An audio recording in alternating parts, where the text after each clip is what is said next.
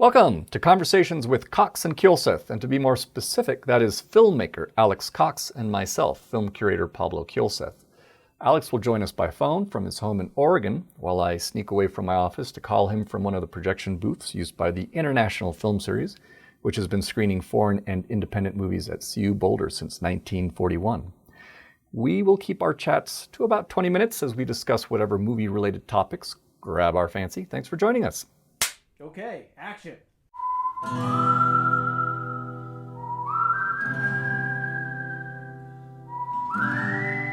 So, I'm here with Alex Cox, and I'm just going to set the scene real quick. I'm Pablo Kielseth, director of the International Film Series in Boulder, Colorado. And the International Film Series has been around since 1941 and will be celebrating its 80th anniversary in 2021. I'm calling from Boulder, Colorado, and I'm talking with Alex, who is a scant 1,200 miles away in the mountains of Ashland, I believe. And you are fresh back and returned from attending, is it Harry Dean Stanton Fest? I just pulled it up. It looks like there's a picture of you smiling next to the marquee of the Kentucky Theater. This was their 10th festival, I think. Is that right? I guess it was on Sunday night, Sunday last, which was also the anniversary of Harry Dean's birthday. That's right. So, and had Harry been alive, he would have been 91, I think, 92. Now, when you shot Repo Man, how old was he at that time? When we shot Repo Man, Harry was 58, and I was 29. And I remember that because I remember he pointed out to me that he was twice as old as I. Was that a point of contention? Well, I think it was, maybe for him, he felt a little weird about being directed by somebody who was many years his junior. Yeah. But luckily, most of the other actors were kind of quite sanguine about that. And yet, the thing that's interesting is that Harry Dean Stanton, of course, has been in an incredible number of movies, but my understanding is that the two movies that he is most fond of, his favorite, are, of course, Repo Man and Paris, Texas. Oh, those were the movies in which he received the lead billing. Right. Those are the only two movies, Repo Man, and then immediately after we finished Repo Man, or like 2 weeks later, he went off to do Paris, Texas, with Robbie Muller, the same cinematographer. Right. And I'm looking at the website for the Harry Dean Stanton Fest, and it started off, in fact, the first movies that were screened, appropriately enough, were, of course, Paris, Texas and Repo Man, alongside with Cool Hand Luke and a documentary, I think, called Harry Dean Stanton Crossing Mulholland, which I have not seen. No, I haven't seen that either. Yeah, and then for the next Harry Dean Stanton Fest 2012, it was Pretty in Pink, Straight Time, Repo Man again, and Crossing Mulholland again, and Pat Garrett and Billy the Kid. Good. Yeah. I mean, he's only marginally in that, but he is in it, and it's a great film. You were the one who turned me on to the soundtrack for Pat Garrett and Billy the Kid, I think. Oh, it's one of the great soundtracks, isn't it? It's a wonderful soundtrack. Yeah. By Bob Dylan, although the song Knocking on Heaven's Door, according to the screenwriter Rudy Wurlitzer, was written by Bob Dylan and Rudy Wurlitzer on a flight from Mexico City to Durango, where they were shooting the film. And the flight was the weather was so bad, the turbulence was so extreme that they thought they might never make it. And that's when Dylan and Rudy wrote the lyrics to Knocking on Heaven's Door. Excellent. So, yeah, I was looking at the next lineup for the Harry Dean Stanton Fest 2013. It started out with Wild at Heart, and their special guest speaker was Crispin Glover. And then that was followed with a film that I'm surprised I haven't seen yet, since it was, especially since it was one shot in Colorado, and it has a bit of notoriety as well as a cult following. And that's Red Dawn. Have you seen that one? Yeah, I saw it because they made it right after Repo Man. Harry Dean went off from Repo Man to do Red Dawn, and I and the producers were all very disappointed in him for that, you know. Is it something that, looking back on it, does it does it translate somehow and say something about I don't know, the filmmakers or us as a country? Well, it says something about how Hollywood always lends itself to producing anti-Russian propaganda, and in this case, anti-Nicaraguan propaganda as well. You know, so then as now, you know. But it was just a shame that Harry Dean and you know, a couple of other half-decent actors agreed to be in such a base propaganda. Right. Well, I don't fest. think, you know, you probably wouldn't have that same problem with the next two films that they screened of Harry Dean's, which were Ride in the Whirlwind and The Miniskirt Mob. I haven't seen the Miniskirt Mob, but Ride in the Whirlwind's all right. In fact, Harry Dean, I think, is the best thing in Ride in the Whirlwind. Well, I seem to recall you introduced me to Ride in the Whirlwind. I think we saw that as a double feature with something else. With the shooting. The shooting, yeah. It was because Monty Hellman wanted to go out with Jack Nicholson and some other actors and make a Western, you know, like a low-budget kind of art Western. And Roger Corman agreed to produce it, but only on condition that they make two films. Yeah. Two Westerns, not just one. And I think Corman wanted them to go out and shoot in the desert in Utah, which was then later going to be drowned by Lake Mead. Oh, that's right. That's right. Yeah. And so the locations of those two films have completely disappeared now. And the shooting is the more interesting film. But Ride the Whirlwind is like a more conventional Western with a stagecoach robbery. And Harry Dean's really prominent in it. He's one of the most noticeable characters in the film, if not the most noticeable. Right. And yeah, and that particular year, they ended the lineup with the documentary called Partly Fiction, and I think that might be because Harry Dean passed away a couple years ago. I think September 2017. I think that might be the last documentary about him then. And when we bump up to 2014. They screened Cool Hand Luke and then Repo Man again. They screen Repo Man every year, apparently. That's understandable. And then also, and I forgot he was in this, Christine, apparently, the Stephen King. Oh, you know, I never saw that, so I didn't know. Or if I did, I've forgotten it. So. And then they also did Escape from New York. Yes. Small role in that one, but memorable. And then the Missouri Breaks and Dillinger. And he's noticeable in both Dillinger and the Missouri Breaks. He's very good in the Missouri Breaks. Yeah, more prominent in those then. Yes. Yeah. And that's also a film directed by John Milius, who later made Red Dawn. So, there's the Milius connection. There's a history with Harry Dean there. Did you ever cross paths with Milius?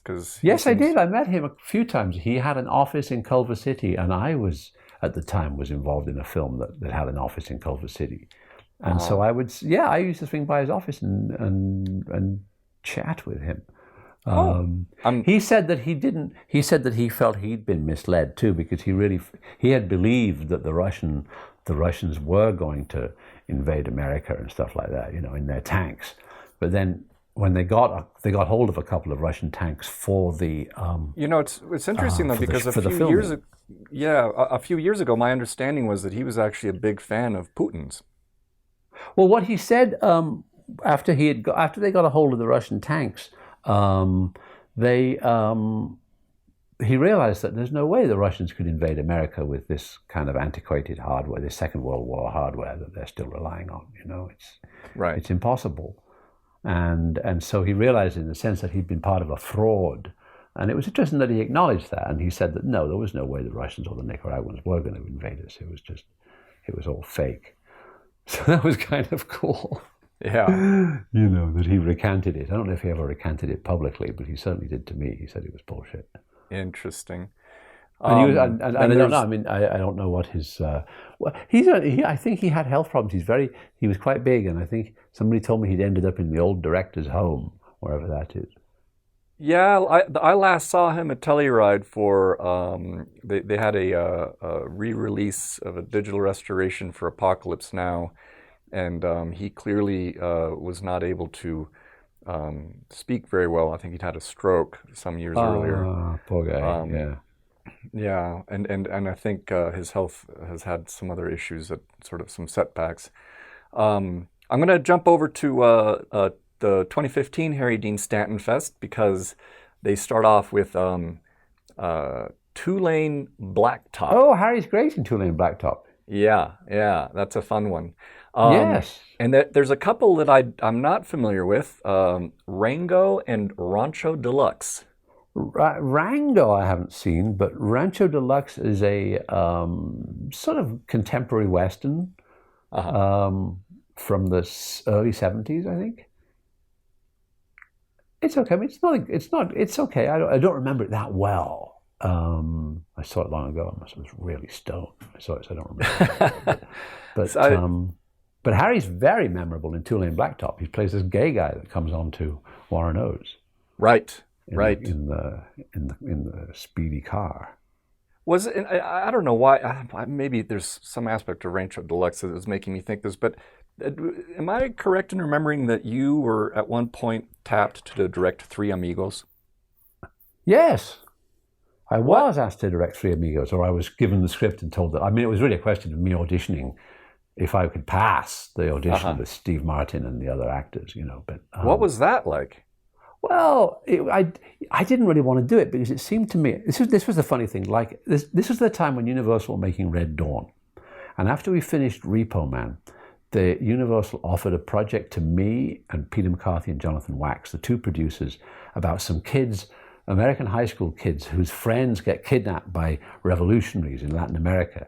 And so Yeah. they go to Latin America on their vacation to save their high school chums from the Sandinistas, you know. And so we kind of made an excuse and left and didn't have anything to do with that. I don't think that film ever got made. Right. But then when I saw the script for The Three Amigos, you know, perhaps I was just kind of had been driven mad by the implicit politics in these Hollywood scripts.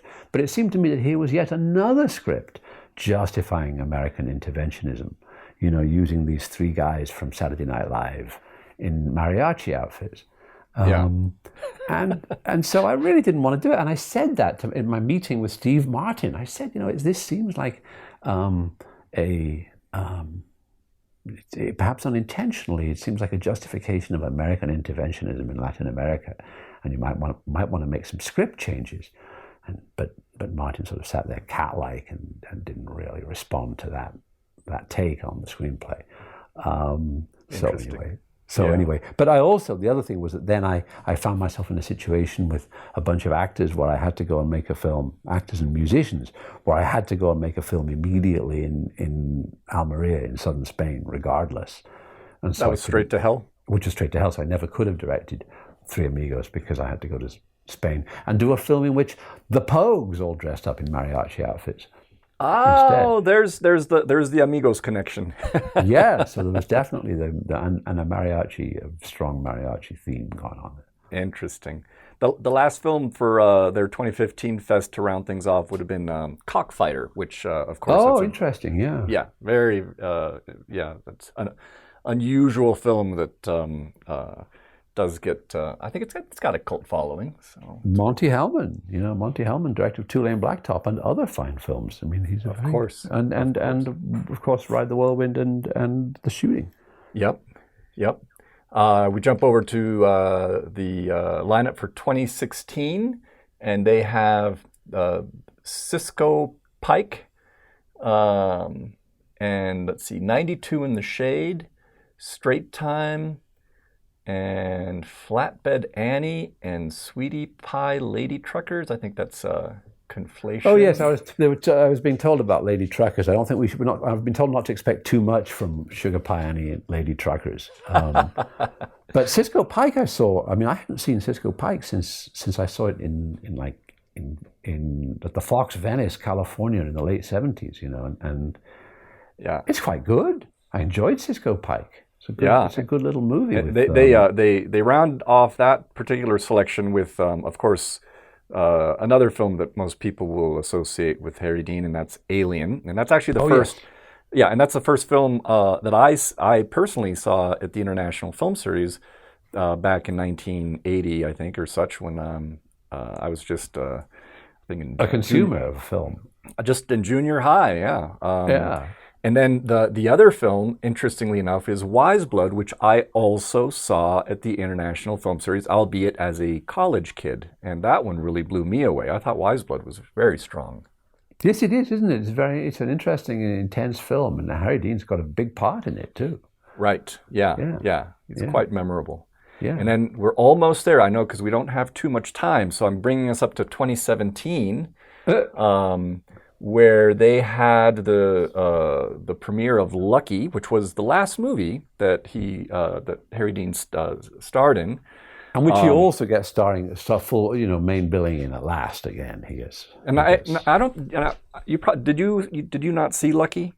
No, I haven't seen it yet. Yeah, you should. And I thought it was quite sweet. Although there were a couple moments where I felt they were doing some very purposeful homages to Repo Man in terms of there were some strange lights in an alleyway, and it kind of reminded me of the your time machine car sort of but it's definitely worth checking out. Of course, the other ones that they have, and they did Paris, Texas again, and then The Green Mile, John Doe in Concert. I've never seen.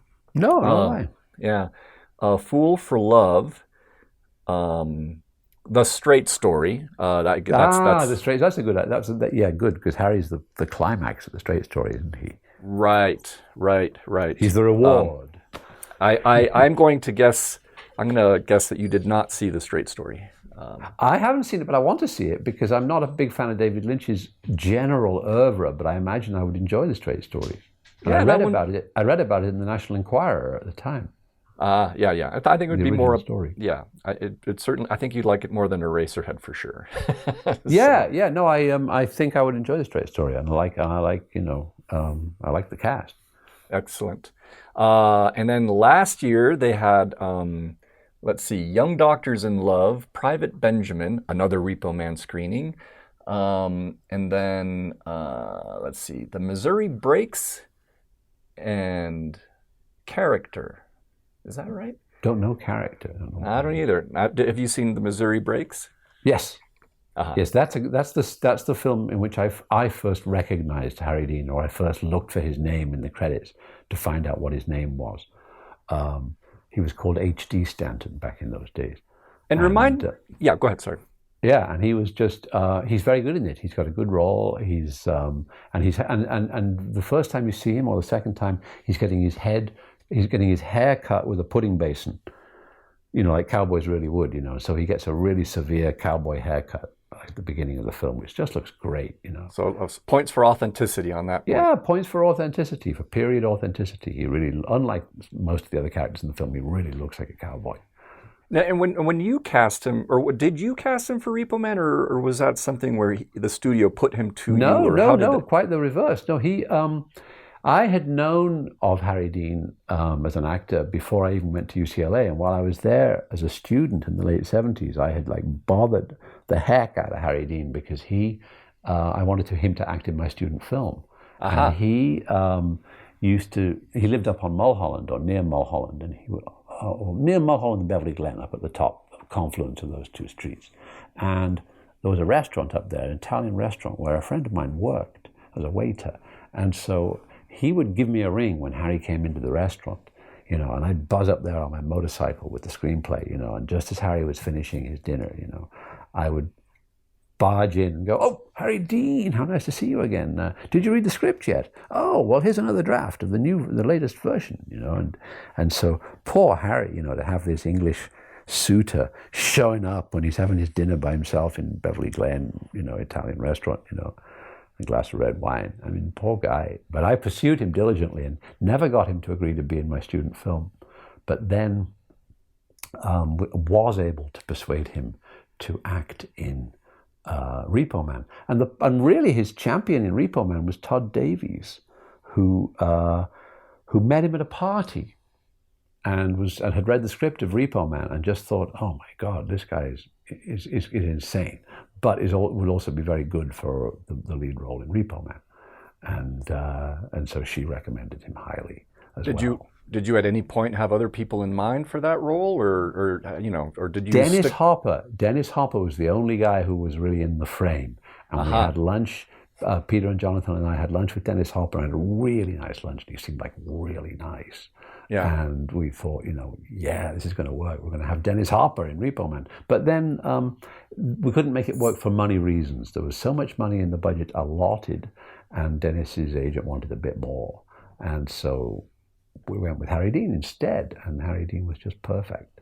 Yes, he was. Absolutely. Yeah. And that kind of brings us to the very last festival where they presented the Avengers, and I haven't seen that new Avengers film, so I guess no, that can't be. Why is that one in there? I don't know. Maybe he is in it. Maybe there's some video of him in there or something. Yeah. Jason, our sound guy, is saying, "Yep, he's in there for a brief little moment." So I stand corrected.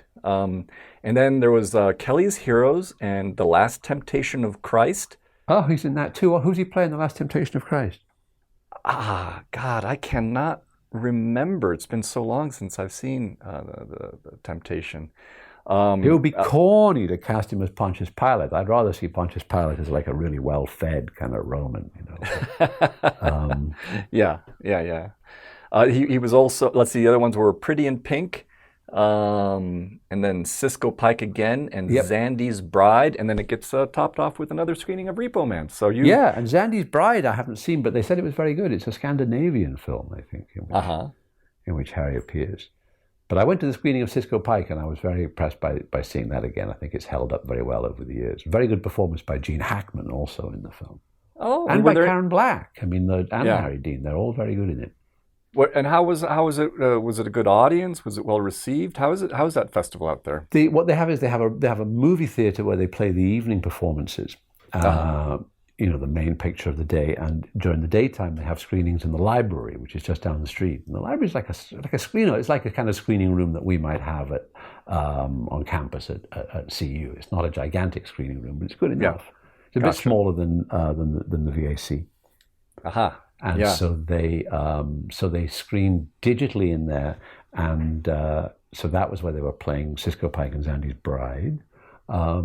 And then in the evening, the main feature is on the big screen at a theater just down the street.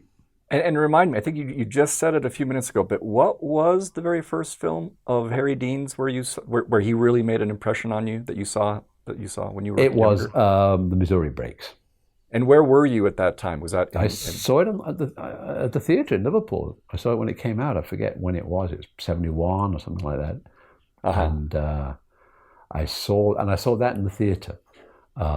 Whereas some things like, I imagine, it's interesting because prior to 71, apparently he was credited in films and on TV as Dean Stanton, so as to avoid confusion with character actor Harry Stanton. Well, then in Missouri Breaks, he's called H.D. Stanton.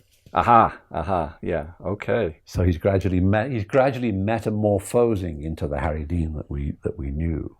And what do you have a favorite? I mean, obviously, his own favorites being Repo Man and Paris, Texas. But from your viewpoint, if you were to say, there's 3 Harry Dean Stanton films, aside for those 2 that you have to see, which come to mind? Well, Repo Man and Paris, Texas are the obvious ones, aren't they? Yeah. And then what else is a good... I think everything Harry did is good. I never saw him do a bad performance. I mean, it's a bit over the top in Red Dawn, where he's going, revenge me, and stuff. That's a bit... But he did have, for a little guy, he had a tremendously powerful voice. Yeah. Terribly intimidating. And so, boy, I never saw him give a bad performance. He's an excellent actor. Yeah. I have to say, I mean, he was kind of a hero for me after Alien, just because he kind of represented, the working man, the union grunt that feels like they're being pushed around by corporate offices. And, he and Yaphet Kotto. Was it Yaphet Kotto, the other guy who was on? Yes. In the engine room of that spaceship. Right. Yeah. Right. Yeah, they're both very good. And Yaphet Kotto is also in a wonderful film, Blue Collar.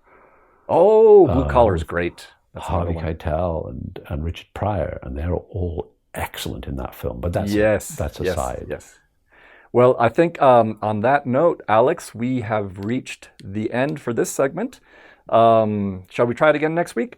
Absolutely. And what I'll do is I'll forward you a photo of me standing at Harry Dean's grave site, which you can yes, to please cheer do. people up. That would 'cause be we went and visited Harry's grave. that would be perfect. That would be Yeah. perfect. Alex, a pleasure talking with you, sir. Always a pleasure. Nice to hear your voice. All right. We'll talk All later. right. Bye. And cut. Okay, that's a wrap.